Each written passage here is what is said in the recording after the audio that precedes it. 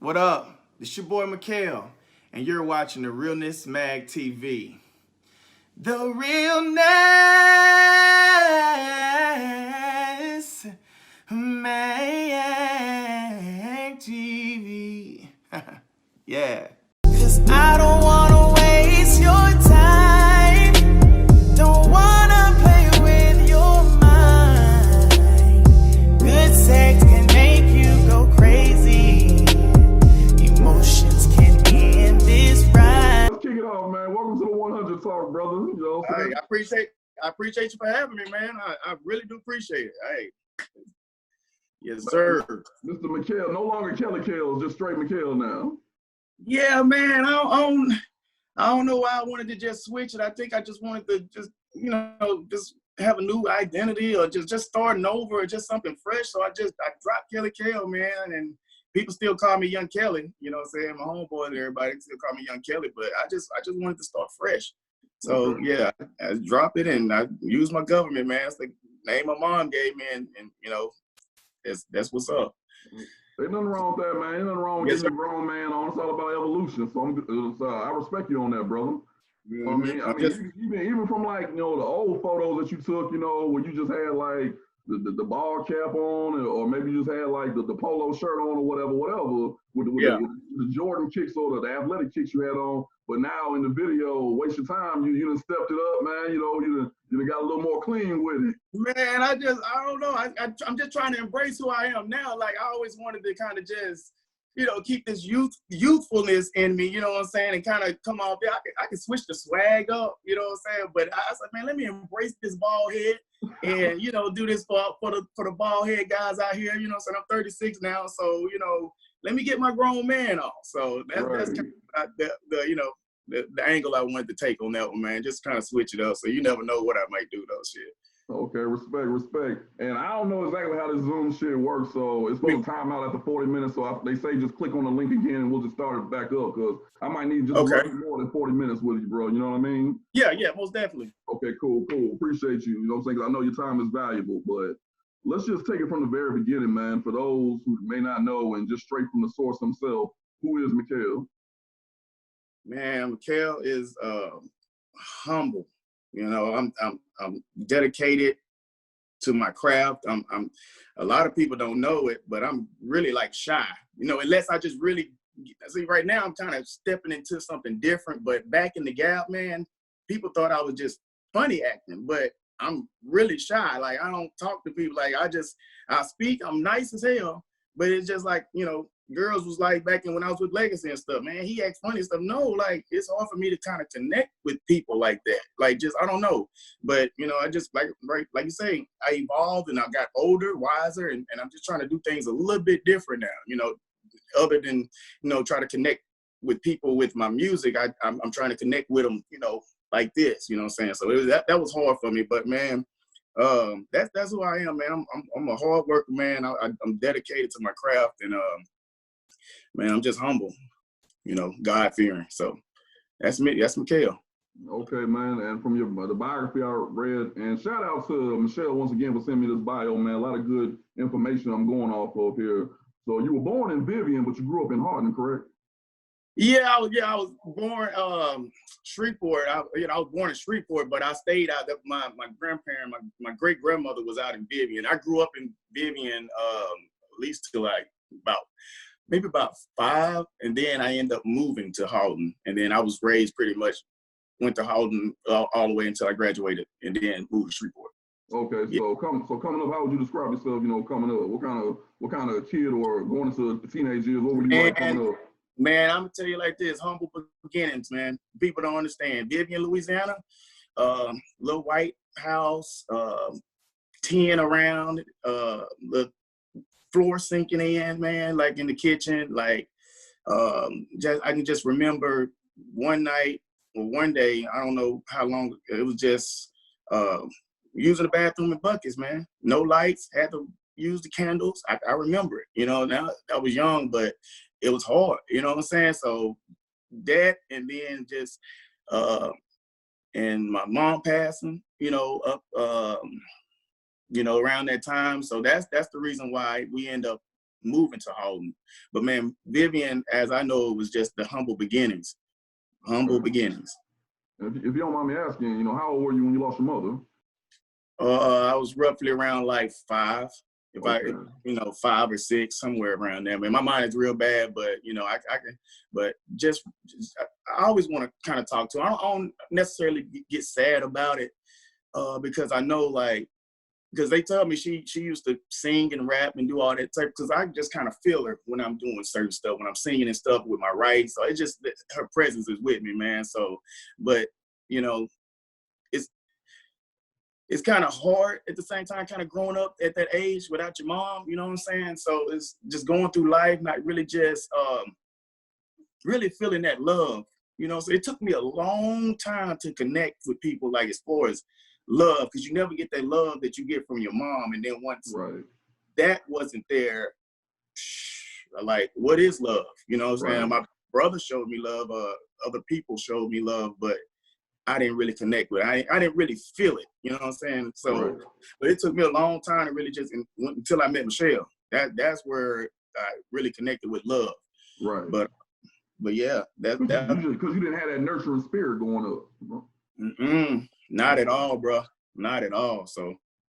Okay. So if you don't mind me asking, what'd you lose her to? She was missing. She came up missing. Wow. And we just didn't, they say they found the body, but we didn't really necessarily know. We ended up having a funeral with just a picture or whatever, man, but we don't necessarily know that was their body or not that they found, but nobody actually went down to identify it?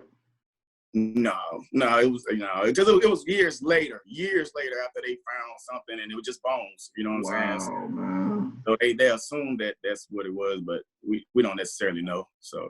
Okay, so I'm sorry, go ahead. No, it's just like I was just gonna say, it's just me and my brother. Just me and I got a older brother. So it was just me and him. Got you. So losing a parent at such a young age, like at 5 years old, like, do you even have memories of her?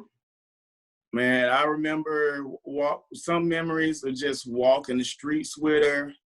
I remember her pushing, even at that age, a young age, I remember her basically wanting to make us better as far as in school. She was on us hard about that, and just memories of walking and talking, walking the streets, and like I said, that one little memory of that, lights being out and using the bathroom, but that not too many memories though. My brother probably has a lot more than I do. Right. How many years older is he? 2 years. He's 2 years older. Okay, got you. So after that, you had moved to Hardin. So who's raising you in Hardin? My grandmother. My dad wasn't my dad wasn't able to kind of take care of us. So my grandmother, Annie Mae Gladney, came through for us and took us in and raised us right, man. You needed that grandparent in your life. So you ain't lying, bro. I'm glad I had my grandmother put us in church and everything, man. And we got in church and I was singing in church and all that stuff, man. So she came through, man. You know what, bro? Love you, Granny. Love you, Granny. Straight up, man. Matter of fact, happy Mother's Day to my grandmother, man. You know what I mean? Yeah, happy Mother's Day to all the mothers. Straight up, man. And you know what, bro? I don't even think we have those type of grandmothers anymore. You know what I mean? Those old school, go to church every Sunday, no excuses type of grandmothers. You know what I mean? Whoop your butt, boy. Straight up. Like I think a lot of grandmothers these days are getting younger and younger, man. You might go to the club and see a grandmother up in there. You dig? Yeah, like a motherfucker, boy. Shit. I'm like, damn, how old she is? But got us stuff together though. Hey, got they shit together though. You think no?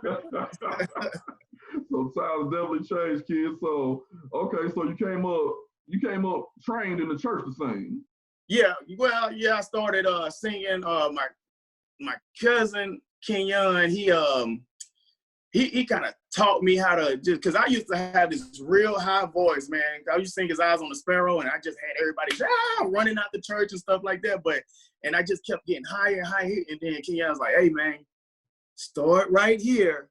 Go a little bit lower, then you build up. I said, okay, bet. So once he showed me that, I was like, okay, then. So started killing it then. But Cause my natural voice was just high, and I was around like 14, I believe. Yeah. Okay. So man. Okay, so Yeah, your shout voice out to hadn't Ken changed Young. yet. Huh? So your voice hadn't changed yet.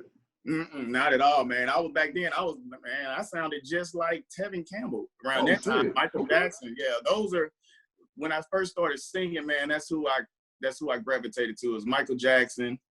And then I went to started really listening to Tevin Campbell, and then got a little older. I was on Genuine real hard. So that was a lot of people that influenced me coming up.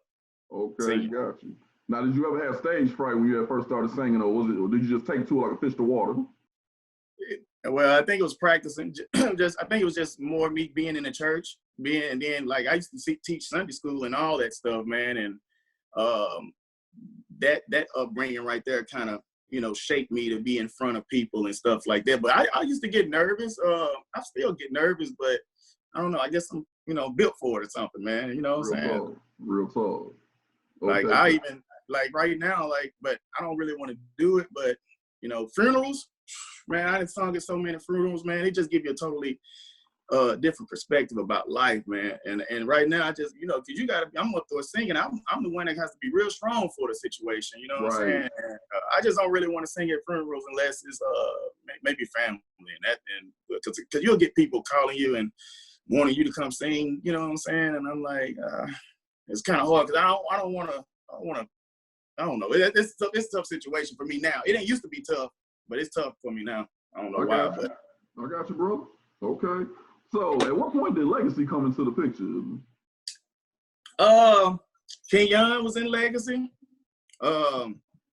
I was roughly around, I want to say about 16, 17, and Ken Young was singing with Patrick Stevenson from Shreveport, and I don't know who else was in the group at that time. Ken Young, I think that Ken Young and Pat, and it might be somebody else. Somebody else dropped out, and then he like, hey man, come sing with us. So I ended up singing started with them, and that was roughly around right before I graduated. I was about 17, 18. I don't know what year that was. 2001. Yeah, that's why I figured it had to be like 2000, 2001. Yeah, I graduated 2002, so it was right before I graduated. Yeah, so yeah, Okay. Ken Young brought me to. But Ken Young had brought me to the group, man. Ken Young Claiborne. Okay, now, did you initially want to be in a group, or were you always just cool with being solo? I didn't even have, at that point. I was writing songs and doing all that. I started writing maybe about when I was like, 13, 14. So I had I remember my very first song was "Can I Be Your Man." I'm 14 or something. I'm like 13, 14. I'm like, why was I writing this song? But yeah, Ken Young, it was roughly around what else? Shit, I'm so spaced. This Red Bull got me spaced out, kid. Oh, good, bro. So yeah, so what the hell? I'm goddamn question was goddamn all that.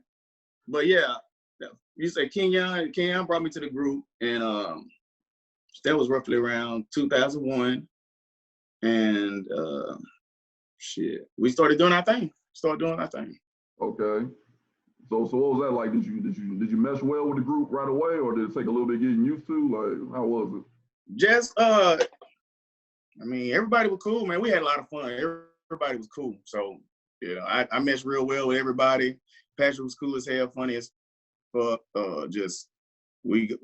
Everything got along. We got along. We practiced every day. So harmony was pretty good. So Right, because how many total was it in the group? How many total of y'all? It was four.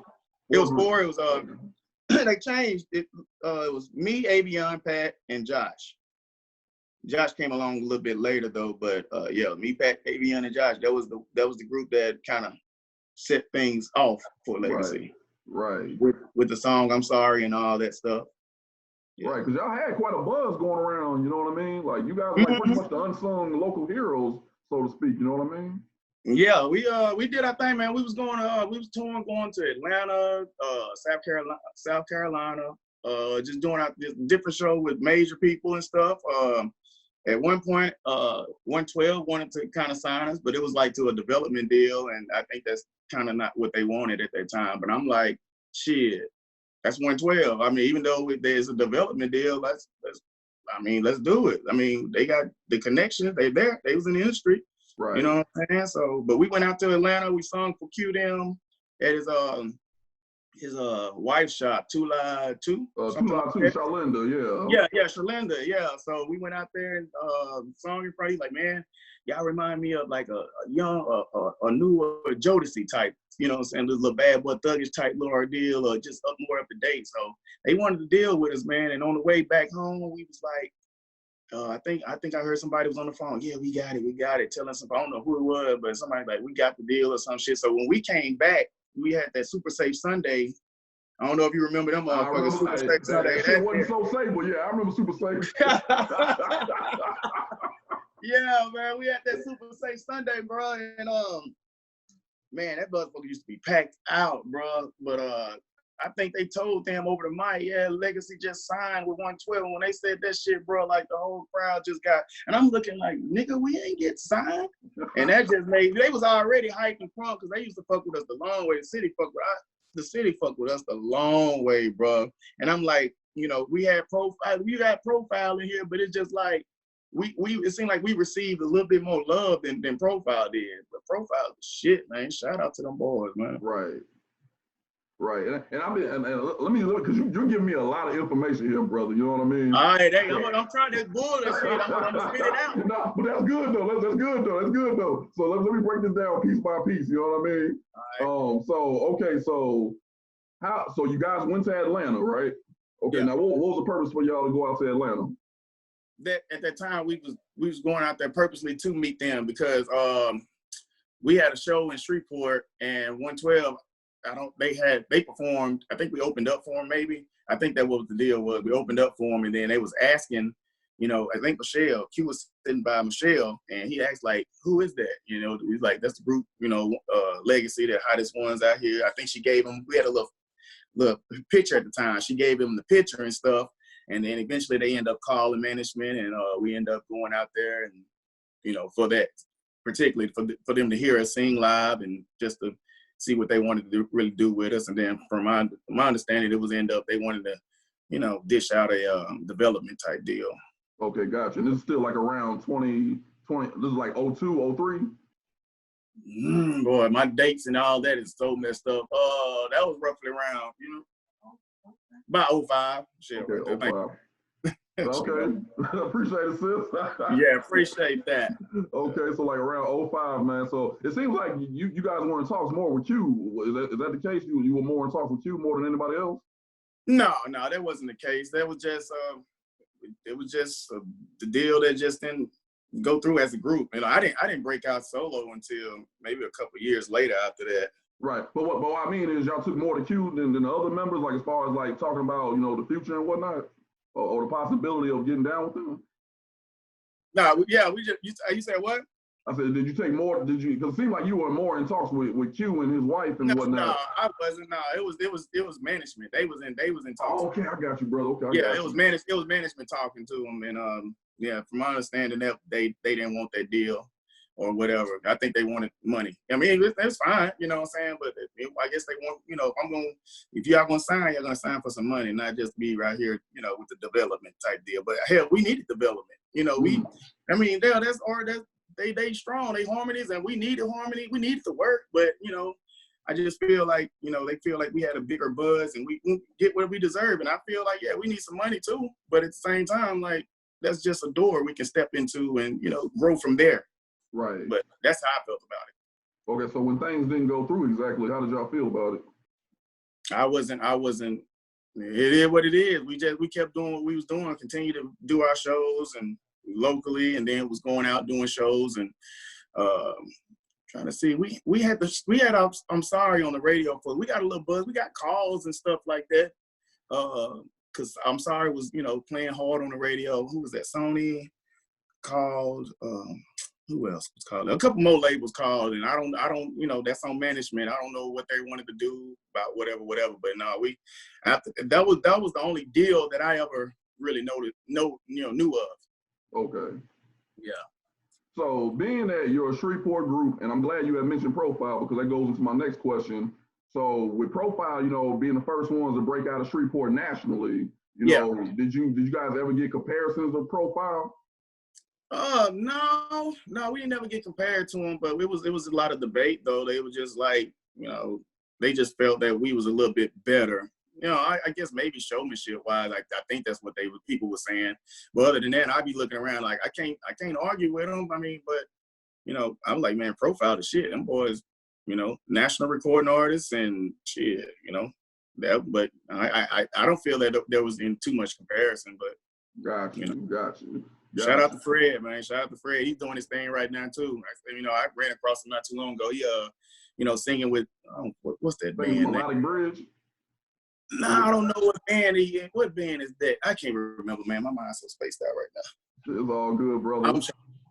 It's all good. Yeah. All good. Shit, let me take the hat off. It's all good though. And bro, I hate that you don't remember our conversation, because me and you had a real good conversation on the phone some years back, and you were telling me how even though you guys sung R&B, y'all wasn't no punks by no long shot. You know what I mean? Hell no, man.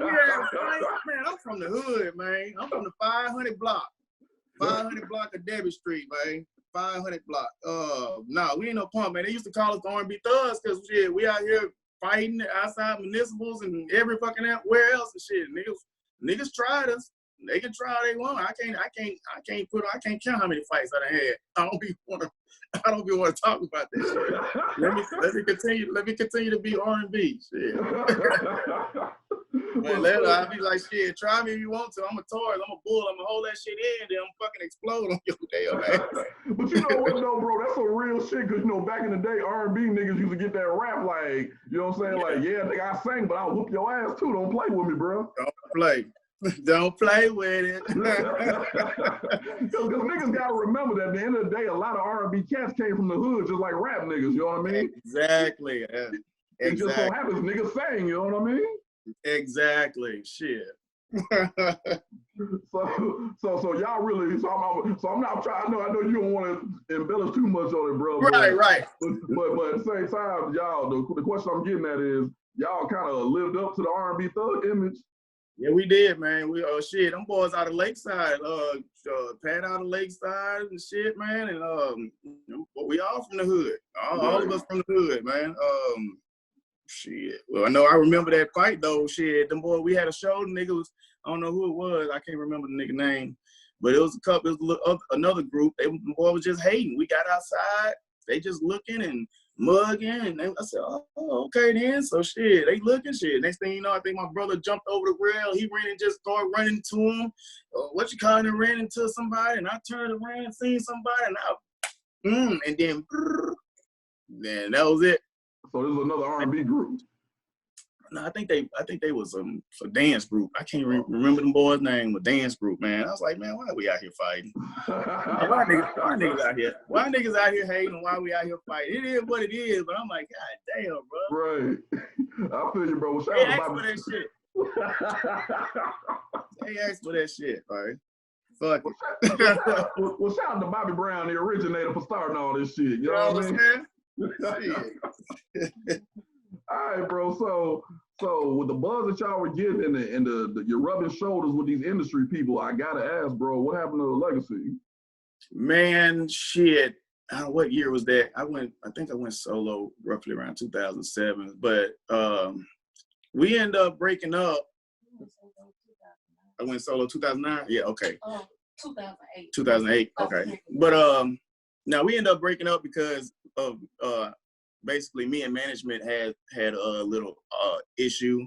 I brought to his attention that somebody told me that we had got paid for a show, and I just asked him about it.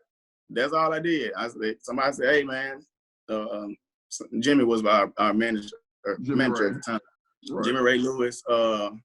Rest in peace, man. Rest in peace, most definitely. Yeah, he at the time somebody told me, "Hey, man, I seen your manager get paid." And I was like, okay, then I'm gonna ask him about it.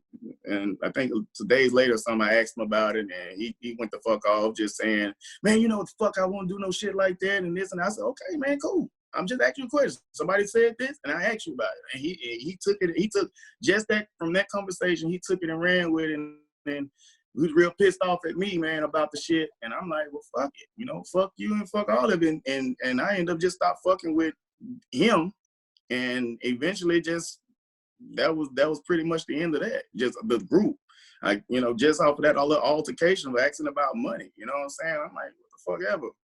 But shit, you know, he ended up. I mean, we went off the rail. I think he ended up putting our CD out, because at the time we was finishing a CD.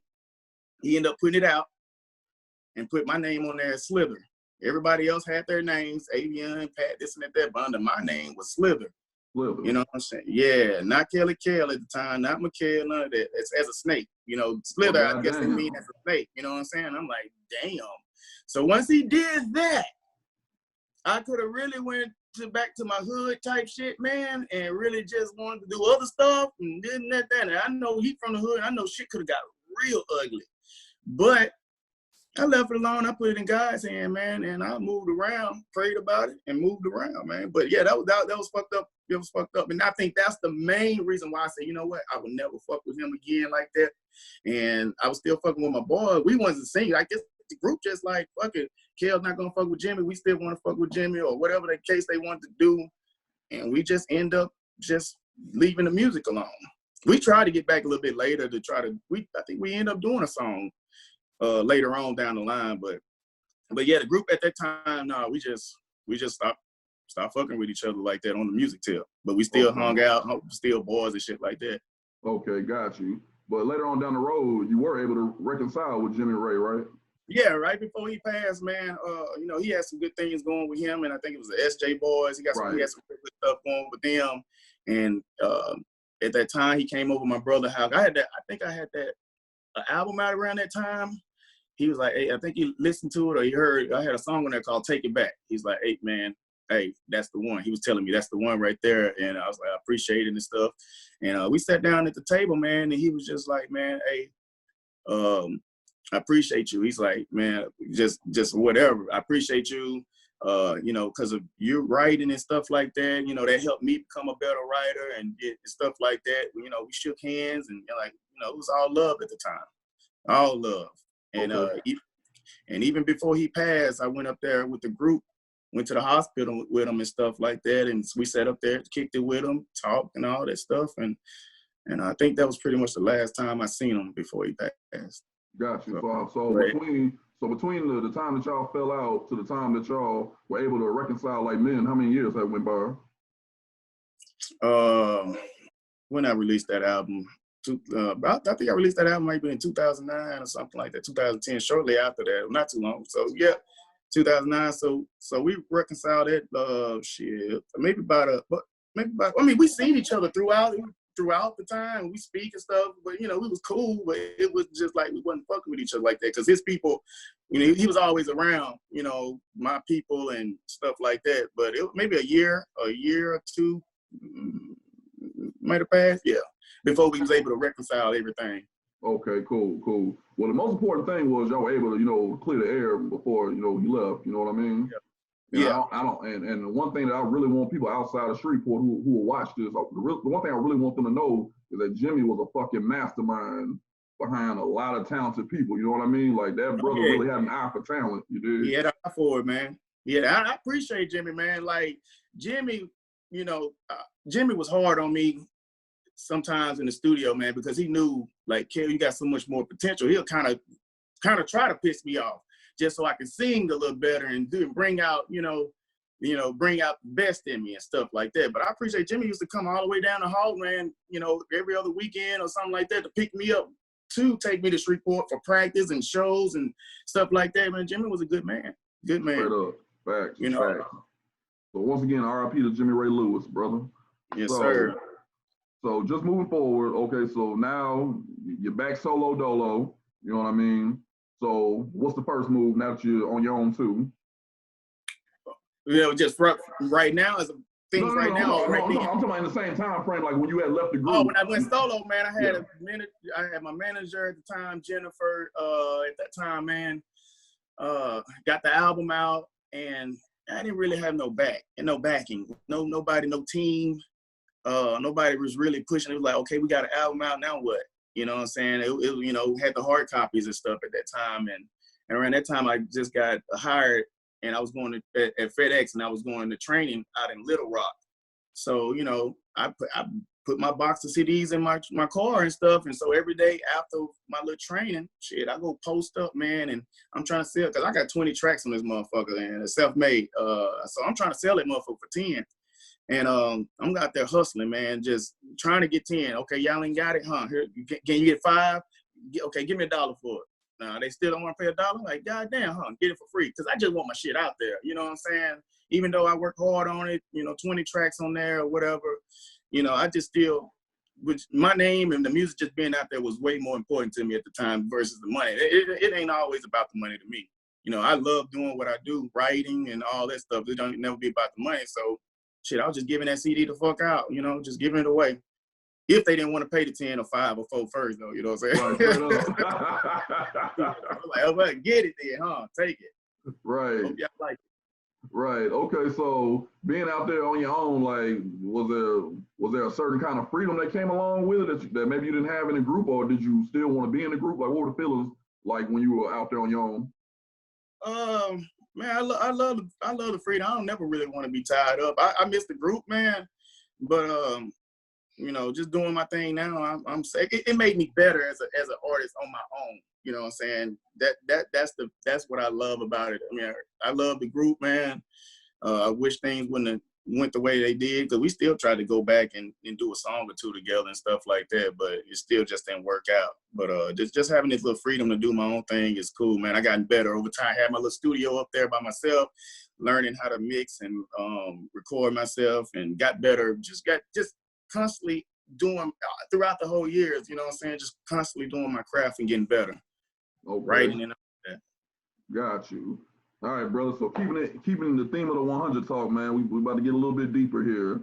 So the question I gotta ask, bro, at what point did you fall out of love with it, with the whole making music? Right, shit, man. That was around a couple years ago. Like I said, at the studio, I made that little Unexpected album. I was going through so much as far as I had a couple years, maybe about 4 years ago, I had knee surgery. I had to get some cortisone surgery, so that shit was fucked up. Just mentally, I was messed up, man. I was gaining. I got up to about 200 pounds. Just mentally, I think I started smoking cigarettes for a little bit, man. So it's just like I gave that shit up though. But I was just going through so much mentally, physically, man. I just wanted to just stop it. You know what I'm saying? After I got this Unexpected shit out, shortly after that, man, I think I started falling out of love with the music. I ended up selling my CD to selling my studio shit to one of my producers that's on my new album. He got all my equipment, and I was just pretty much done with it from there. Yeah, just done with it. Sold all the stuff, and that was it for that. Okay. Jersey straight up in the Raptors, man. Wow. So what brought that on? Did you just get burned out? Like, was it not fun anymore? Man, what was it? I was drained. I just drained mentally, man. Everything that was just going through, my body was breaking down. Smoking cigarettes, that motherfucking shit, that make you sluggish. That wasn't doing it. I had to fight to get back to where I'm at now, man. It was a struggle, man. Just I had to work out and get my shit back right, but it's just, I don't know. I don't think I got burned out with the music. I just got burned out, just me physically, just, I guess, just physically and shit, mentally. Okay. So, depressed and shit, being depressed and shit, Got you. Which we all go through at some point in time, you know what I mean? We're human. But yeah. The one thing I gotta ask is, when you had started selling off, the studio equipment, the tools of your passion, of your trade, like, what were those around you, like, like your family, what were they saying when you started selling everything off? Only person that really, well, Michelle was like, well, if you want to do that, that's fine. But it's just like, but I got people around that always kind of build me up at the same time. But I think at that time, wasn't nothing nobody could say that would kind of push me to go back to doing it at that time, Okay. But I was done. Yeah. Okay. And how long were you in that phase for?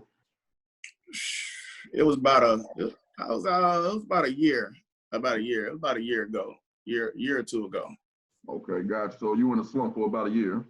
Yeah, I was, that surgery and everything else. Yeah, it was about a year. And then, like I said, when I made that Unexpected CD, I gave it to my coworker, and he the one like, man, that shit trash, this and that, they'll come fuck with me. So that's when I went to go fuck with him, and we just started making, he the one got me back into the shit. So And that's a where lot the of credit. that's where the love again came from. You Love Again, exactly. The Gotcha. album Love Again is coming May 18th. May 18th. Okay, May brother. 18th. Okay, bro. So that's the perfect segue into the album, bro. So, okay, you're back, you're rejuvenated, you're revitalized, your mind is back. So what was the feeling like getting back into the booth after so long? Man, just hearing what we was doing, cause my shit, what I was doing on my own was trash. I couldn't mix. I mixed good. I wrote a lot of good shit. It's just that sound wasn't right. So once I got with Levante, man, he got the sound right for me. And we was making good music. He got the sound right, and it felt good again. It felt good again, and we just kept working and working. This album was not on my radar a year or so ago, man. I was done. You know what I'm saying? So we got to working, and not necessarily thinking that an album was coming. We just was working, and then like, hey, we got some songs. Let's put an album out. And I kept working. I got enough to put an album out, and that's Love Again. Okay. So, brother, take me through the process of the first time you were in the studio. Y'all have laid something down, and you're reviewing the music, and you hear yourself through the speakers for the first time. What was that like? Man, it was different. I really enjoyed it because shit, way better sound than what I was producing, putting out. I tell you that. We went over there, man. I forgot the very first song we did together. I don't even think it's going on the album. We knocked out. So before I started saying I'm gonna put this song on the album, we probably had knocked out maybe about three, 4 songs, and then we just started working on stuff that I was like, hey, we can actually use this shit. So, but yeah, I was excited, man. I was really excited. Just getting back in there, especially with somebody else that's producing it, mixing it and stuff like that, and just had me right for us the sound wise.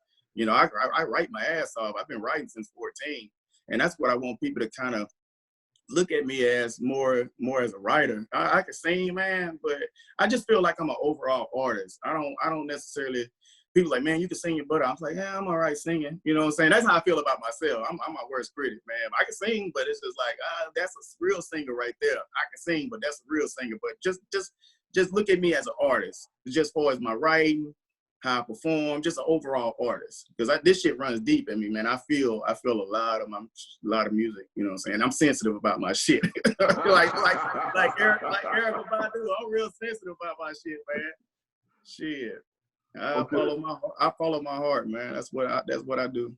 I got you. So with that being said, were you a little bit nervous when you had to debut the first video? That first video, man, you'll love it. No, man. That's what I love. That's what I do, man. I gotta sell it, so I'm gonna perform it, man. I enjoyed that video, man. I ain't gonna lie to you. Right. I heard there was a little bit of technical difficulties though, as far as like getting the girl to come through, and Michelle had to fill in. Michelle filled the fuck out of that role, boy. She did that. She did that shit, man, and I appreciate her. She was on deck, man. That's what a real one do. They step in when they have to. She did not want to do it, but she told me. Lead the fuck in that bitch. Yeah, let's get it.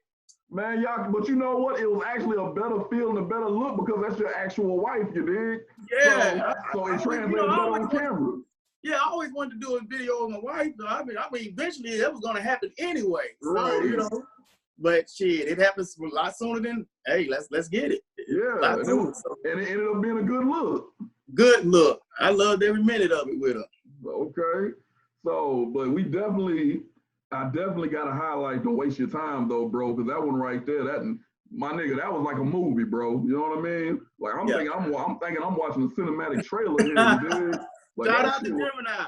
That shit was nice. Hey, I appreciate it, man. Shout out to Gemini, man, because as soon as the video come on, that nigga open them curtains up in that motherfucker.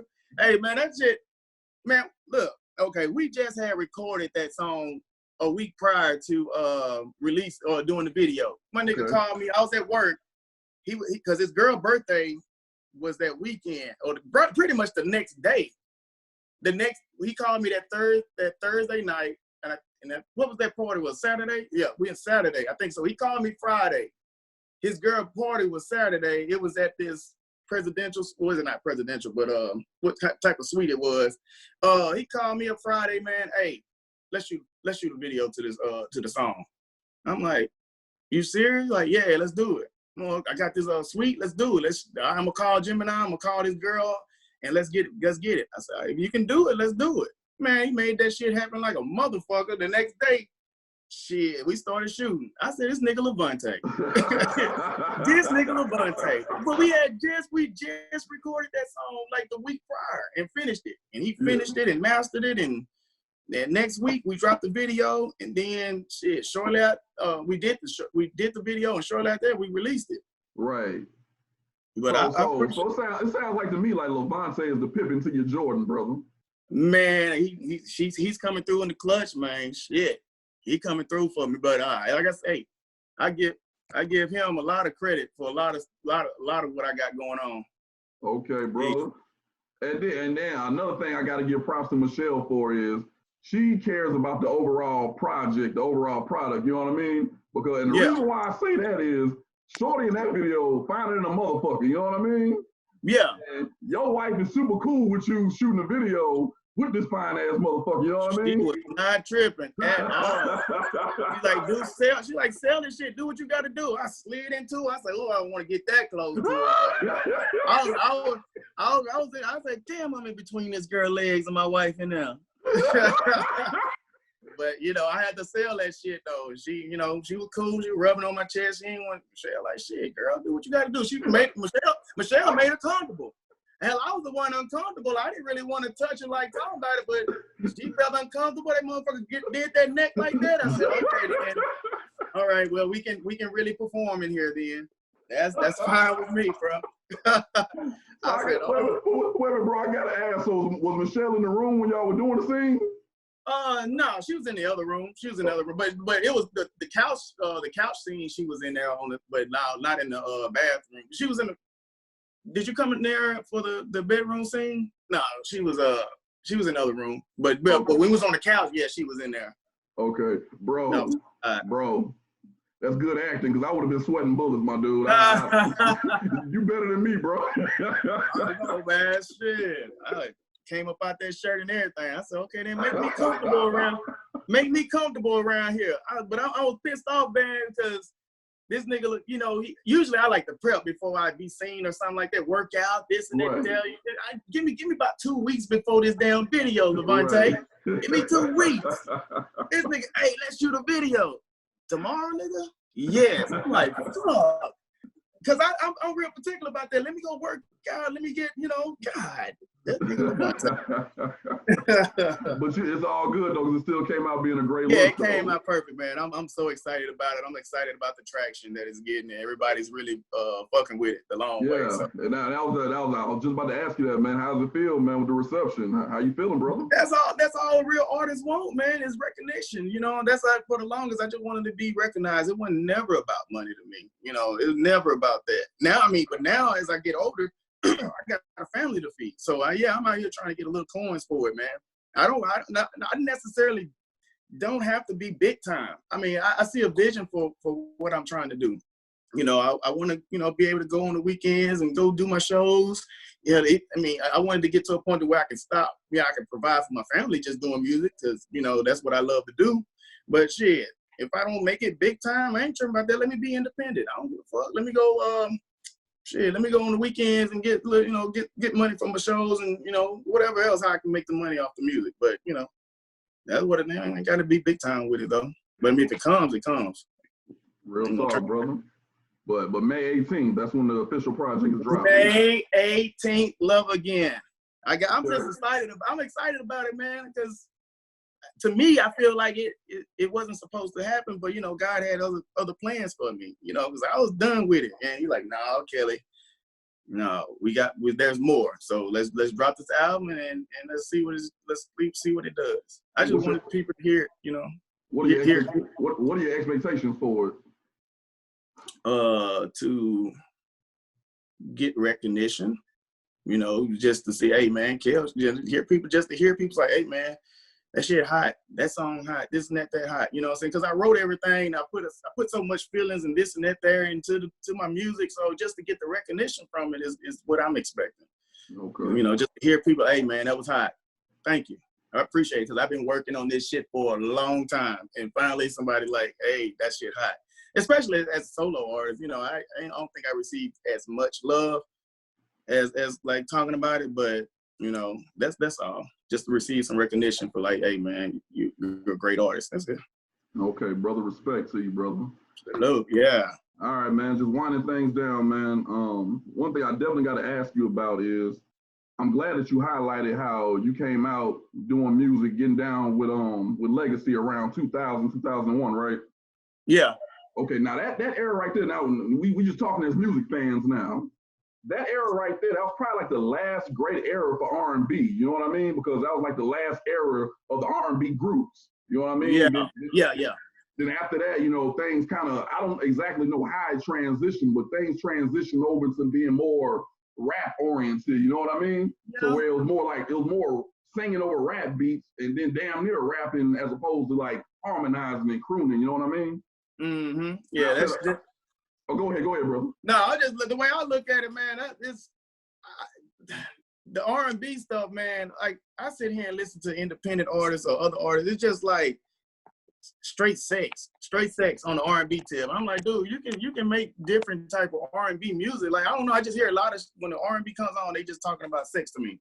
That from what I hear. So I wanted to kind of put an album out that wasn't necessarily so much about sex. I mean, I got some sex songs and shit on there, but I didn't want to. I wanted to kind of make people love again, man. Just I got a couple songs on there that makes people just want to, you know, get back, like heal their relationship, you know, get back together and stuff like that. But as far as that around that time, man, when people hear me and stuff, I kind of remind them of like 90s R&B some type of way. You know what I'm saying? They always like, man, you give me this old school feel, this little 90s, you still kind of bringing that back or something like that. And I'm like, I appreciate that. I feel like I'm that kind of bridge right now. Like it feels like it's dying, but at the same time, it's like I can kind of give them a sense of that and make them remember that shit, man. Right. So, yeah. But you know what the killer part is? A lot of the youngsters, as far as the younger singers, they're actually trying to bring that sound back. Because I don't know if you heard Tory Lanez' Chicks Take 5 mixtape, but he was going back to the early 2000s, bringing that sound back. You know what I mean? Yeah. So saying that, man, this is like, if you think about it, this is actually like the perfect time for the veterans to get back through the door. You know what I mean? To show them how it's really done. Most definitely. I feel you on that. Yeah. So, you know, and like you said, I really, because I'm an R&B head, you know, I really hate that it gravitated away from talking about love and now it's just straight fucking now. You know what I mean? That kind of Exactly. So, man, kudos to y'all for that, man. Everybody. And speaking of which, man, did you watch the verses between Babyface and Teddy Riley? Did you catch that? No, I didn't, but I heard about it. Oh, man, bro. Oh, boy couldn't get his sound right, huh? Oh, man. Damn. No, I didn't get a chance to watch it, but I heard it was funny as fuck. Shit, on the cool, I thought we was going to have the same problem with the Zoom shit. I thought it was going to be some Teddy Riley shit. This your first time fucking with it? This is my first time fucking with Zoom. For sure. Me too, man. Ain't no shit about it. That's what's up, man. But like I said, bro, I'm glad the real R&B is coming through because, you know, these youngsters really need to hear that. You know what I mean? Right. So one of my wind down questions that I really want to ask you about, I really want to get your thought of is you being a 36-year-old man, you being from the last great class of R&B as far as harmonies and real singing goes. Is there a need to be relevant to the younger artists or to the younger audience, or do you stay doing what you've been doing?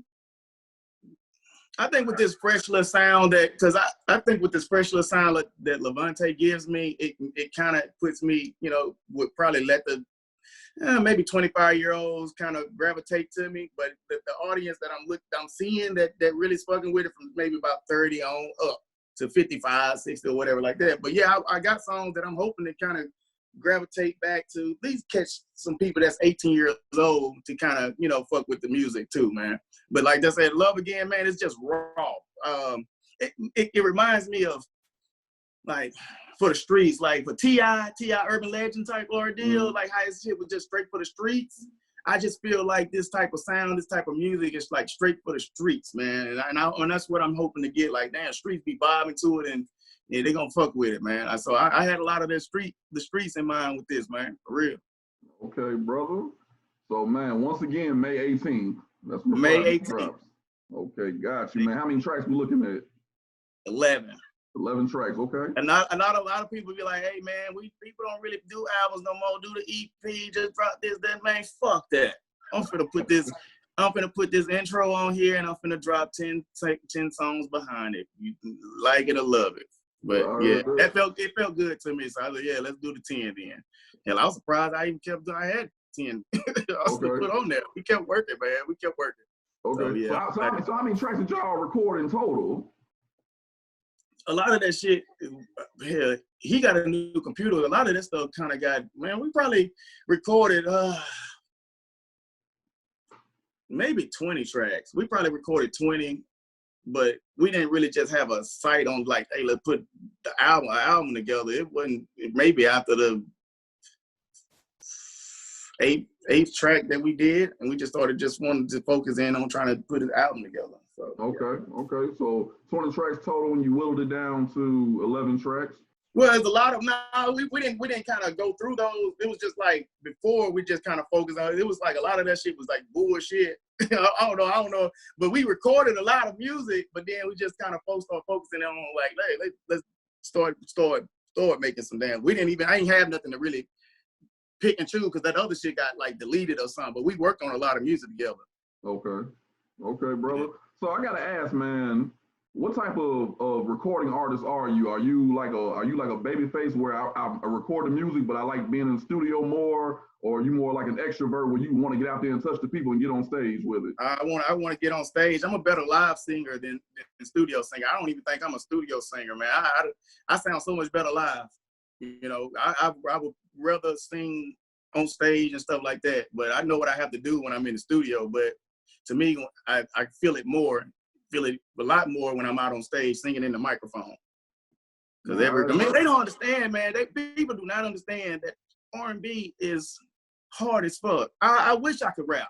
I wish only thing I could do was deliver and have some fire ass lyrics. I wish I could just do that. God, but you're R&B singer. You gotta get in there. You gotta do harmonies. You gotta stay in pocket with notes and pitches and all types of shit. They don't understand how hard R&B is. So salute to all the R&B singers. Salute to y'all. Jeez. But you know what, bro? I like what you said. How you said you would rather be on stage. You sound better on stage than you do in the studio, which is in total contrast to how niggas do today. They sound better in the studio than they do on stage. Right. So yeah. that's the advantage you already got working in your favor. Exactly. They can get doctored up, goddamn, in the studio, but you out there on that stage, that live mic, show me what you're talking about. Unless you get that pitch corrector or some auto-tune live, but I ain't that advanced. I ain't got none of that shit. So let me get that shit. Give me that shit live. Let me kill it. I heard that, brother.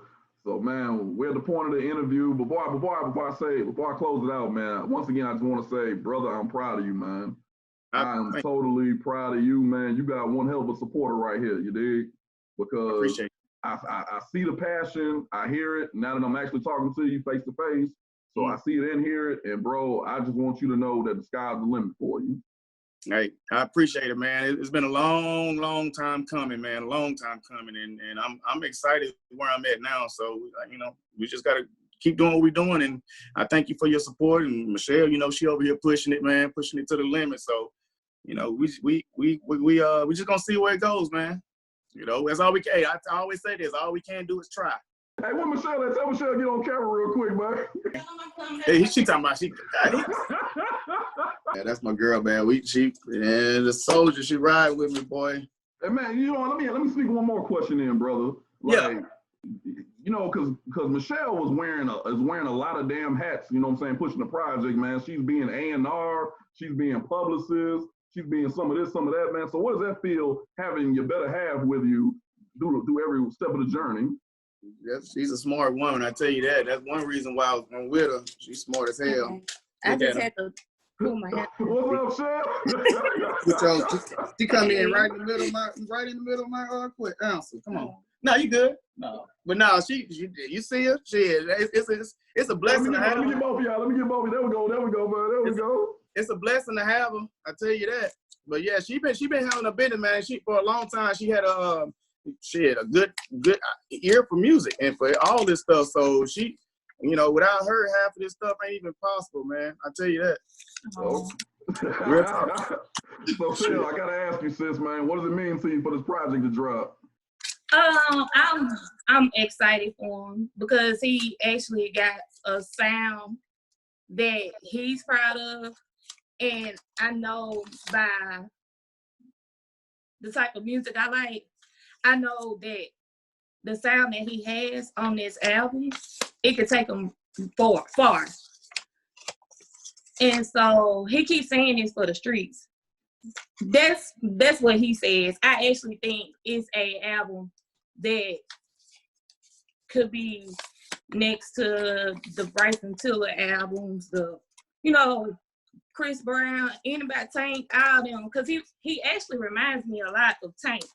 Okay. I tell him that all the time. Okay. With his writing and the way that he performs, and he reminds me a lot of Tank. That's who I compare him to. So I feel I'm happy for him. Just seeing him happy makes me happy. I know this is turning me on to hear her talk like this about me.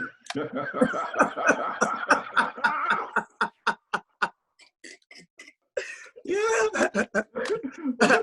But man, y'all like the dynamic duo right now. I'm loving this, man. You know what I'm saying? This is the way it's supposed to be, man. You know what I'm saying? Indeed. So I'm proud of you, man. Real talk. And Shell, you gonna get some looks off this shit, man. I'm telling you. You gonna have people talking about, hey, can you push my project? I'm telling you. I push it. A small fee. Because that's not easy. What Right. I'm doing, that's not easy. I'm constantly on the phone. Like, I don't even want to be, I'm Googling stuff all the time. I've been trying to submit his song on playlists, like on Spotify, because I know for myself, that's how I am introduced to a lot of new artists. I go through playlists and listen to playlists. So I'm like, I'm gonna get you on some playlists. I think I got them on 9 so far. I don't even know who the people are. I just submitted. I was like, right. Here, submit this song, put it on the playlist. And he getting streams just off of that. And it's his name on Spotify when you Google him, you know what I'm saying? It comes up underneath Spotify. See, I didn't even know that. Mm-hmm. So a lot of this stuff that I do behind the scenes is not easy. And because you can't let up on it. You can't just work on it one day and leave it alone for a week. Right. So if, it'll be great to do something to help, other artists. But like I said, it gotta be for a fee. Because it's hard. It's very hard. Real talk. To constantly be on your phone Googling, trying to send this to this person and send this to that person. It's hard. It's very hard. Right. So all you niggas that's watching, let it be known you got to pay to play. Look ass. Hey, I'm surprised she got a little life in her right now. She was damn near dead not too long ago. For real. She was out of there, boy. All right, Shell. So man, so before I let y'all go, man, like plug the social media. How can people reach out to y'all? Well, for Macale, it's Macale on Facebook. At Macale Music Instagram. You can YouTube Macale. He's on Spotify, Apple Music, wherever you stream your music. Macale. Macale.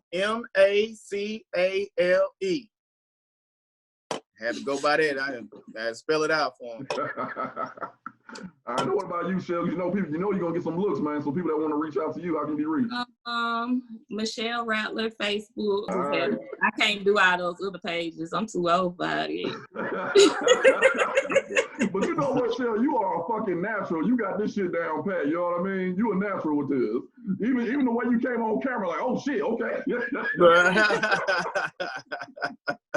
Like, you really shot it right now, man. So Like, she going hard, ain't she? she going hard than the motherfucker. She done push you over to the other side of the screen. And all you can see is my ear in this bitch. But you know what, Damn. you know what, bro? You got a rider with you, man. And bro, definitely. that's what you need. That's what we need as men, bro. For real, for real. Yes, sir. Yes, sir. All right, so I'm gonna go on and shut it down. I appreciate y'all, man. And I'll And be in it's touch crazy. with y'all. All right. All right, what you say, Shell? No, I say it's crazy because we've been talking on Facebook for forever. And we ain't seen each other yet, right? This is our first time Right. seeing each other. You see how crazy this is? But see, that's how you know it's genuine love. I ain't never met neither one of y'all, but every time Shell puts something up, I share it and I like it. And me and Shell be going back and forth, whether it's just talking shit about people or running about music, whatever. That's how you know you got genuine people. Yeah. Mm-hmm. All right, brother. Well, as customary here at the 100 Talk, I'm at the point of the interview, or not the interview. I hate using the word interview for the 100 Talk. I'm at the point of the conversation, the convo, where I'm done asking the questions, giving my take on it. This is your time. Whatever you want to lay for you, for the people to receive, coming straight from the source. This is between you and the people, man. Whatever you want to lay on, this is your time to talk, man. All I want to say is Love Again. The album, it's coming out, man. It's coming soon. Like I say, it's for the streets.